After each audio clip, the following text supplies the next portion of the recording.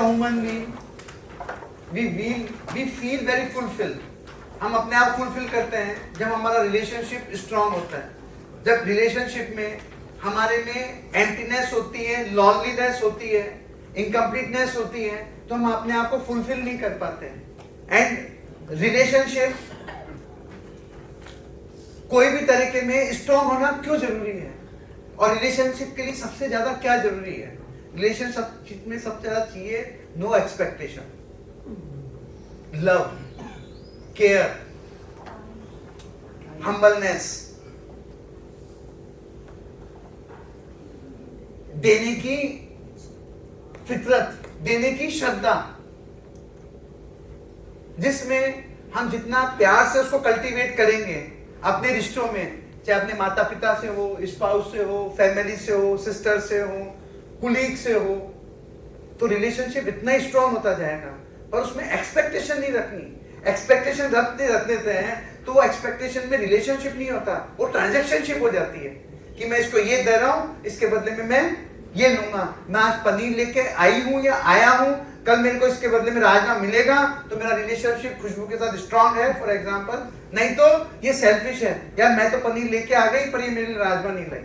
वो ट्रांजैक्शनशिप है, रिलेशनशिप नहीं है. Do you agree with that? इसने मुझे ग्रीट किया तो मैं ग्रीट करूं, ये मेरे को स्माइल करे तो मैं स्माइल करूं. Do you think it's a transactionship और रिलेशनशिप? हम अधिकतर अपना रिलेशनशिप ट्रांजैक्शनशिप में ट्रांसलेट कर दिए हैं, और अपनी जो फितरत है, अपना जो एक बेसिक नेचर होता है इंसान में, अच्छाई छुपी होती है, वो हम उस पर्सन के हिसाब से बिहेव करने लग जाते हैं और चेंज कर देते हैं कि प्राची के साथ तो मैं बहुत अच्छा हूं या अच्छी हूं, भागीरथी के साथ रूड है, ठीक है भाई भी तू सो.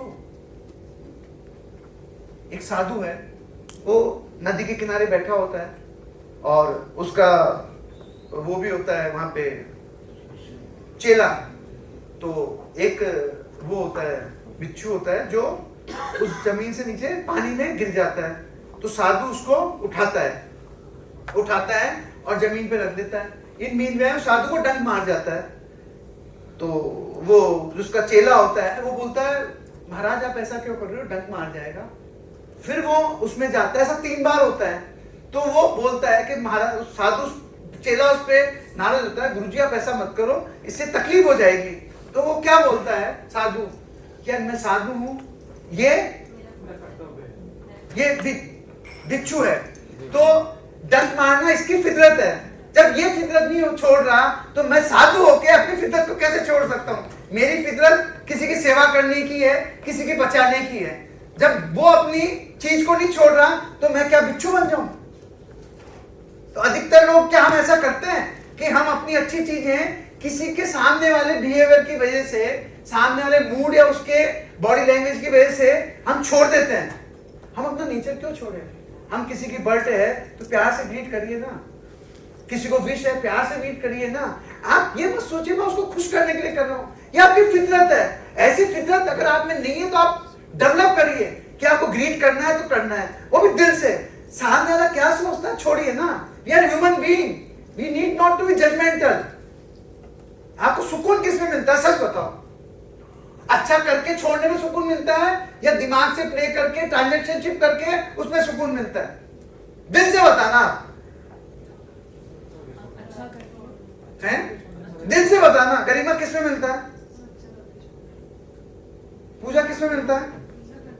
पर 80% हम ट्रांजैक्शनशिप करते हैं या रिलेशनशिप को बिल्ड करने के लिए स्ट्रॉन्ग फाउंडेशन बनाने में अपना टाइम वेस्ट करते हैं. किसमें करते हैं? से ट्रूली. शर्मा जी बताओ, इरफान जी गलत कर रहा हूं सही? ट्रांजैक्शनशिप हो गया ना ये तो, कि शर्मा जी कुछ स्टाफ के साथ जो इनको ग्रीट करते हैं, फलाना करते हैं, इनकी बात मान लें, तो उनके साथ तो हो सकता है ये अच्छे हो, बाकी के साथ कुछ रूड हो सकते हैं, उनके प्रति नेगेटिव. उससे क्या होता है, आपके दिमाग में उनके प्रति नेगेटिविटी होती है, आपको उनकी कोई अच्छाई नहीं दिख पाती, फिर आपका और रिलेशन बिगड़ता चला जाता है, और से आपकी परफॉर्म बिगड़ जाती है. आपको कोई टीम वर्क करना होता, उसमें आपको दिक्कत होने लगती है. होती है नहीं होती?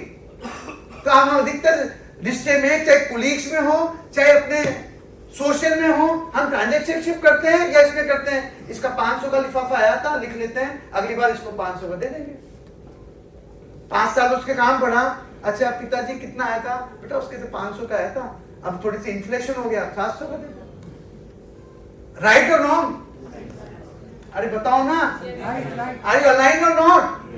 तो हम रिलेशनशिप को स्ट्रॉन्ग कैसे करेंगे, उसमें प्यार की मिठास कैसे भरेंगे, उसमें केयर की मिठास कैसे भरेंगे, कि हम अपनी फैमिली के साथ जब बैठे तो आज परिवार में हम खींचे खींचे हो जाते हैं। अधिकतर परिवार में एक रिलेशनशिप रहता, जब एक कमरे में होते हैं तो एक कमरे में बैठे तो हैं, पर हाथ में हाथ लेके 5 मोबाइल चले होते हैं, पर लगता है कि जैसे हम होम थिएटर में बैठे हैं।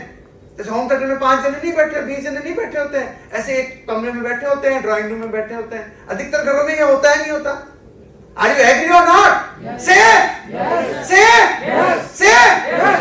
क्या होता है? कोई उदाहरण देगा? एक कमरे में 4 लोग फोन लेके बैठे होते हैं ना। What is life? फिर क्या होता है? I want my me time, personal time. अरे भाई, कहते नहीं कहते? तुम यार, हम इंसानों को क्या रोबोट समझ लिया हमने? क्या बना लिया कि हमें अपने पास जो वहां पे 4 जने अपने परिवार के बैठे हैं, उससे ज्यादा प्यारा हमारा मोबाइल रखना है, उससे उसमें जो फ्रेंड्स है वो हमें प्यारे लग रहे हैं, उसमें जो इंस्टाग्राम जो नोटंकी चल रही है वो हमें प्यारे लग रही है, व्हाट्सएप ग्रुप में जो बर्बादी के मैसेज आ रहे हैं वो हमें प्यारे लग रहे हैं। What it means? आपको करना क्या है? आप रिलेशनशिप को इतना मजबूत करो, इतना प्यार करो, आपका रिलेशनशिप हर आदमी से इतना प्यारा, इतना स्ट्रॉन्ग, इतना मजबूत, इतना सुंदर होना चाहिए। हर व्यक्ति की बर्थडे भी ग्रीट करो, उसके दुख सुख में साथ दो, जो बेस्ट पॉसिबल हो सके, बिना एक्सपेक्टेशंस की उसकी हेल्प करो, कस्टमर से इतना प्यारा व्यवहार बना के चलो कि उसको याद करे, पीछे से आपकी पीठ पे तारीफ करे।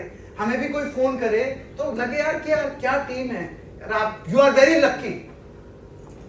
तब सीना चौड़ा होता है और एक कहता है यार आपका स्टाफ कैसा है, आपकी टीम कैसी है, फोन नहीं उठाता, टाइम से रिप्लाई नहीं करता, ऐसे मूड स्विंग की बात कर लेता है, फलाना कर लेता है, ये क्या है? इससे देखो हमारे कितना नुकसान होता है, हमारी गुडविल कितनी खराब होती है। चाहे आपके वो रिलेशन में देखो, किसी के साथ आप बहुत घंटों बिता दोगे, किसी के साथ आप बिल्कुल नेग्लेक्ट करके चलोगे। You need to be balance your life. Are you align with me or not? आप रिलेशन में एक जने को तो साल में इतने फोन करते हो कि कोई सीमा नहीं, और जो आपके लवन होते हैं, मौसी, नाना, नानी, 365 दिन में 2 फोन भी नहीं करते उनको, जबकि वो बेचारे रोज याद करते हैं आपको। कभी महीने में 15 दिन में एक फोन तो कर लो, नाना कैसे हो, नानी कैसी हो। कभी 6 महीने में बिना भाव के मिलने चल जाओ, यार मैं एक दिन मिलने आ रहा हूँ या आ रही हूँ दादा दादी, यार वो कितना सुकून मिलता है। ऐसी कोई चीज घटती है तो आपको अच्छा लगता है, नहीं लगता? या ऑफिस में भी आप कुछ अच्छा करते हो, सुकून मिलता है, नहीं मिलता?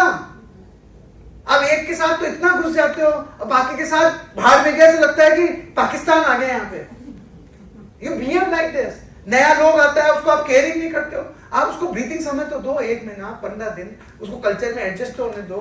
उसका मूड, अगर हर आदमी का इतना नेचर होता है, किसी का एटीट्यूड भी हाई हो सकता है, ईगो भी हाई हो सकता है, वो उसमें 10 कमियां भी हो सकती है, पर आप अपने प्यार से उसको कल्टीवेट करके अपने कंपनी के कल्चर में, अपने उसमें ढालो तो सही।